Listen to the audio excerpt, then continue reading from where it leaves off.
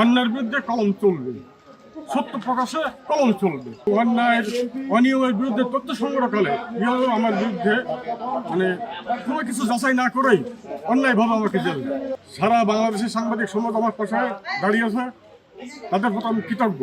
অন্যায়ের বিরুদ্ধে কলম চলবে, সত্য প্রকাশে কলম চলবে। আপনারা জানেন গত 2 দিন যে তালা উপজেলা কালেকণ্ঠের নন্দিত সাংবাদিক রকুনুজ্জামান টিপুকে যে অন্যায়ভাবে 10 দিনের সাজা দেওয়া হয়েছিল, সেই সাজার প্রেক্ষিতে সাতক্ষীরার সাংবাদিক সমাজ ফুঁসে উঠেছিল। তারা যে গতকালকে এবং আজকে জেলা প্রশাসকের কার্যালয় ঘেরাও করে অবস্থান কর্মসূচির প্রেক্ষিতে আমরা আজকে টিপুকে মুক্ত করতে সক্ষম হয়েছে। বসুন্ধরা ডায়াপেন্ট এখন আরো উন্নত। এই হট এয়ার থ্রো টপশিট দ্রুত শোষণ করে সোনামণিকে দেয় কোমল অনুভূতি। তিনি আজকে অন্যায় জেলের মাধ্যমে তাকে যে কারাদণ্ড দেওয়ার পরিপ্রেক্ষিতে আজকে সাংবাদিক সমাজ আমরা ঐক্যবদ্ধ হওয়ার সুযোগ পেয়েছি এবং আমাদের জেলাব্যাপী আজকে জামিন না হলে আমাদের টার্গেট এর পরবর্তী গতকালকে আমরা যে 24 ঘন্টার আলটিমেটাম দিয়েছিলাম যে প্রেস ক্লাবের সামনে। আপনি জানেন যে এই প্রখর রোদের মধ্যেও গতকাল আমরা 2 ঘন্টা ওখানে মানববন্ধন এবং বিক্ষোভ সমাবেশ করেছি এবং গতকাল ঢাকাতেও আমরা দেখেছি যে মফস্বল সাংবাদিক ফোন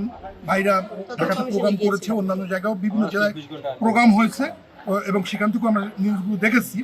আজকে আমাদের জেলা প্রশাসকের কার্যালয়ের সামনে অবস্থান ধর্মঘট ছিল, সেখানেও প্রায় 2 ঘন্টা আমরা আজকে অবস্থান ধর্মঘট করার পরে সেখানে মফস্বল সাংবাদিক ফোরাম এবং আমরা সাতক্ষীরার সাংবাদিক নেতৃবৃন্দ আমরা বিভিন্ন পর্যায়ে প্রশাসনের কর্মকর্তাদের সাথে কথা বলার পর একটা পর্যায়ে তাৎক্ষণিক জামিনের ব্যবস্থাটি হয়েছে এবং আমি মনে করি যে বিজয় আজকে সাংবাদিক সমাজের, আজকে বিজয় আমরা সারা বাংলাদেশের সাংবাদিক সমাজের।